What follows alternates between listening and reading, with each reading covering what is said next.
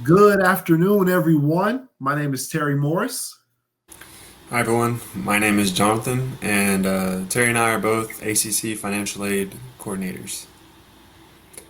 We wanted to start today by just saying thank you to everybody for joining us today here as we talk about financial aid.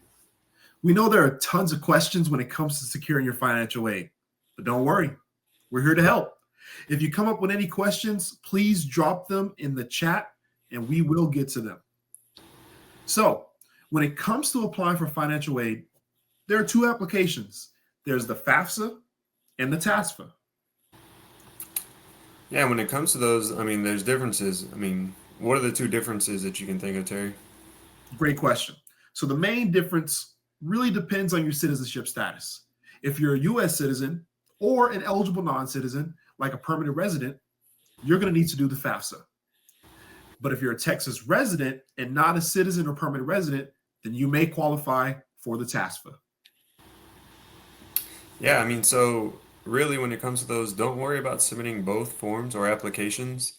We're here to help you understand which is best for you and, what, based on your circumstances, which one, would be the best one for you to kind of go in and complete. Absolutely, yeah. So, in order to submit the FAFSA, you'll need to go to studentaid.gov. Okay, that's the only link we share. Go to studentaid.gov. Once you're there, you're going to need to create an account. This is known as your FSA ID. Make sure you store your username and password somewhere safe. We don't want you losing this, and there's nothing worse than getting ready to fill out your FAFSA and then having to click the forgot my password button, right? So make sure that you store this somewhere safe. And this is important because, again, we don't want you to forget your login information. Yeah. And let's say you don't qualify for FAFSA, don't worry about that. You might be able to qualify for the TAFSA, which is money that the state can give you. For TAFSA students, we encourage you to go to austincc.edu/TAFSA, and there we'll be able to give you steps to complete the application and answer any questions along the way. Absolutely. And as far as any information that's needed for either application, whether it's TAFSA or FAFSA, we'll need your tax information along with your parents' information if you're a dependent student. That's always important. If you're an independent student, then we'll only need your tax information since, of course, you're independent. Absolutely. Yeah. It's really exciting going from dependent to independent because you don't have to message mom or dad anymore to do your FAFSA. You just do it on your own. But one other thing we want to share is if you are independent and you're married, we'll need your spouse's information as well. So keep all these different things in mind when it comes to filling out your FAFSA or your TASFA. Okay. So why are we talking about all of this? Well, it's because whether you start in the spring, summer, or fall semester, the FAFSA and TASFA applications are officially open. They are open now, so the time to act is right now. Let's get your application submitted as soon as possible so we can start you on your journey to obtaining your next degree. Yeah. And also, don't forget the ACC Financial Aid Office. We're here to help you. You can visit any campus or join our virtual Zoom for assistance. We want to make sure that this process is as easy as possible and also making sure that you get as much funding for school as possible. Yeah, I'm glad you mentioned the virtual Zoom. The virtual Zoom is probably one of my favorite tools when it comes to getting help. If you're ever just sitting there with your parents and you need someone to help out real quick, just log into the ACC Zoom by going to austincc.edu/finaid. You can click the join Zoom now, and you'll be met with someone right away who can help you. You can share your screen, and they can guide you through the entire process. So it's very helpful, and we highly recommend checking that out. But speaking of assistance, doing your financial aid by yourself can be stressful, right? So to make sure that you feel supported, February is officially known as Financial Aid Month. We will be hosting different application events, doing workshops throughout the whole month at any campus near you. So if you need that help and you don't want to log into the Zoom and you don't want to call someone, just come on by to the nearest campus to you and we're going to be able to help you out when it comes to doing your FAFSA. Yeah, and also we want to make sure that you don't miss out. on the financial aid month. So make sure that you keep up with your emails. There, we're going to send you dates, and then also let you know what campuses are hosting events, and then also don't be afraid to ask for help. We are here to help you. Again, we want to make sure this is as easy as possible. We know when dealing with FAFSA or TASFA, it can get kind of confusing, so we want to make sure that we iron out any bumps on the road for you. Okay. Yeah, one thing I want to add here as well, in case you've seen us here and you want some assistance from us, we are also available at different campuses, or also available virtually. I know me personally, if you ever need help from me, I'm generally going to be at SAC, or you can so South Austin campus, or you'll definitely see me at Highland campus as often as possible in case you ever just want to walk up and ask a quick FAFSA question. So we are very friendly, we are very approachable. So please feel free to talk to us there. John, which campuses do you usually frequent?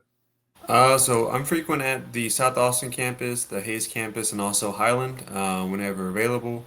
We are also, if there are any seniors here that are watching, we're in the high schools as well. So if you have any questions, feel free to stop by the College and Career Center at your high school.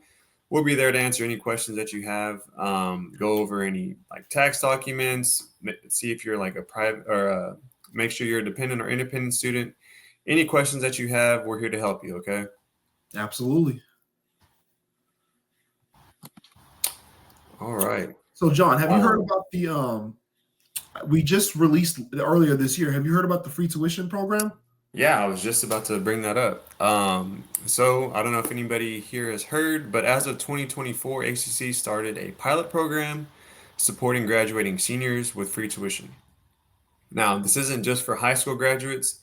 If you have graduated with your high school equivalency or GED, you also do qualify for free tuition with ACC. ACC wants to make sure that we take the stress away from worrying about another cost when it comes to tuition. We know college can be expensive, and we want to just make sure that you use whatever money that you have saved for other, out of school expenses that come along. If you have any questions about free tuition, or if you don't know if you qualify, please visit our website at austincc.edu/free tuition. Absolutely. Yeah, this is probably one of my favorite initiatives that we've started here at ACC, just taking the stress away from families when it comes to the financial strain, which is we've seen the biggest deterrent to determine, whether students are going to be successful and whether they're going to be able to continue their education without having to worry about that. So if you guys are, thinking about coming here and money's always been, the first question, free tuition is the first step, but of course, financial aid is the next step, right? So with free tuition, your tuition is covered. So any financial aid that you qualify for is sent directly to you as a refund. Think about that. Any money that you're getting from the Pell Grant or any scholarships or any loans that you end up taking, that's going to come directly to you, and that's going to help you pay for your living expenses. Because one thing that we've learned is if you're a student and you're going to school and you're trying to do well, if you're focused on how you're going to pay for rent, how you're going to eat, and how you're going to get to school, you're not going to do as well, right? And so that's what we look at, and we want to make sure that everything surrounding college is covered. So make sure that not only if you qualify for free tuition, you still go ahead and fill out that FAFSA or TASFA because it can help you out a lot. Yeah. Exactly like Terry was saying, we want to make sure that you have as much money as your pocket or in your pocket as possible. Once you're done with all the college expenses, let's say something happens to your car, you got to do some maintenance to that. Or let's say you're running low on energy and you just want a coffee before class. Now you have a little bit extra money to go in and buy some things that, if you didn't have that extra money in your pocket, you wouldn't be able to. So we want to make sure that you take care of everything when it comes to school expenses, and also be able to take care of anything outside of school, like we were just saying. Absolutely. I mean, and if you have extra money and you're buying coffee, feel free to buy me and John one for giving you this information. We definitely appreciate the occasional coffee cup. So Yeah, make us feel a don't little bit forget more about us. appreciated, right? So let's see if we have any viewers with any questions. We're going to check real quick. Not just yet. That's not a problem. We actually do have some questions that we generally get a lot. So this first one is, besides financial aid, what are the other options to pay for school? So, John, what are some other options that our students can think about when they're getting ready to pay for school besides just financial aid? Man, Terry, there are a number of ways you can get, money for school.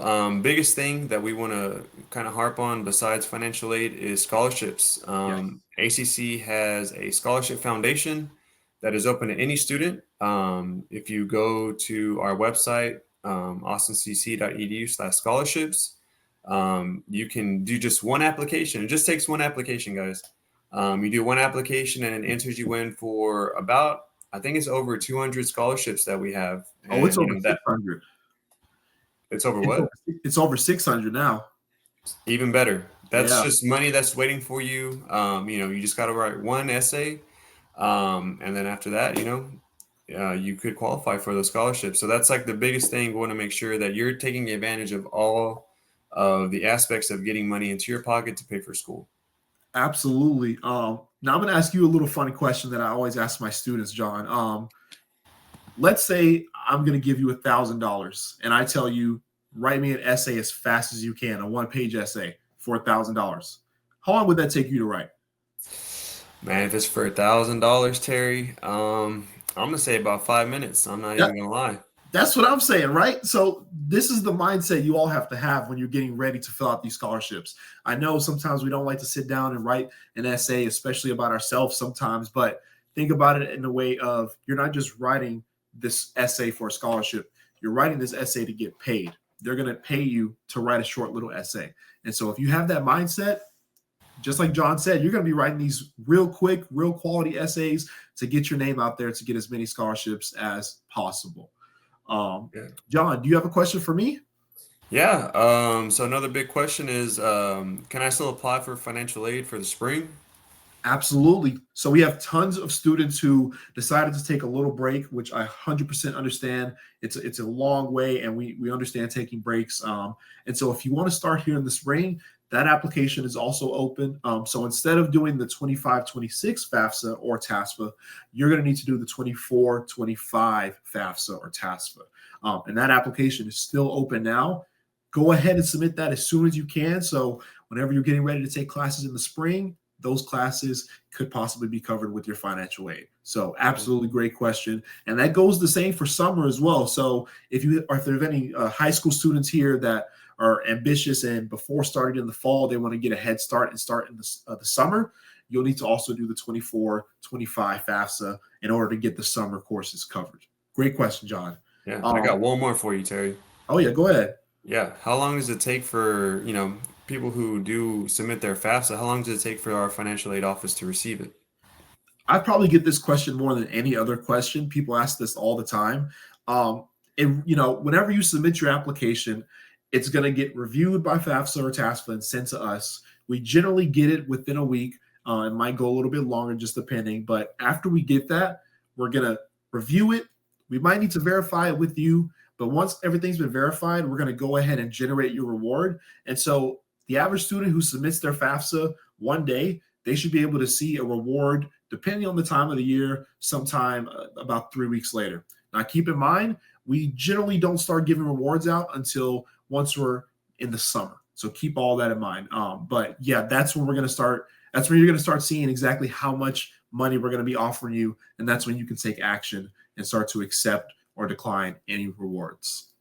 And then this, I think, we're running out of time. So we're going to do our last question here, John. I'm going to toss this one to you. Once you actually do get that offer, how does someone accept their award? Yeah, so accepting your award it's pretty simple, guys. You just go to your self-service, go to austincc.edu /self-service, and you should be able to log in with your ACC ID and password. And then once you're there, go to the financial aid tab. You should be able to hit it and then scroll down to view my award, click that, and then it'll give you the list of everything that the government has awarded you. And then you can go in there and accept or decline any awards that you feel that you need or don't need. Absolutely. Yeah, it's a real simple process, and ACC makes it a lot easier to navigate so that you know exactly what you're accepting and what you're declining. So, we always recommend accepting your grants, and then any loans, we recommend talking to people before you decide to do it. So, either a financial aid advisor or anyone that you trust in your life before deciding to accept any loans at that point. But that's been pretty much it from us. I'm going to check the comments one last time. I don't see anything else. So, John, do you want to go ahead and give us anything else before we leave? Yeah, guys, I just wanted to thank everybody for coming and joining us for this edition of ACC Live. We hope to see you soon. Absolutely. Have a great day, everyone. And then again, don't forget, fill out your financial aid so that we can make sure that you graduate. Thank you, guys, and go River Bats.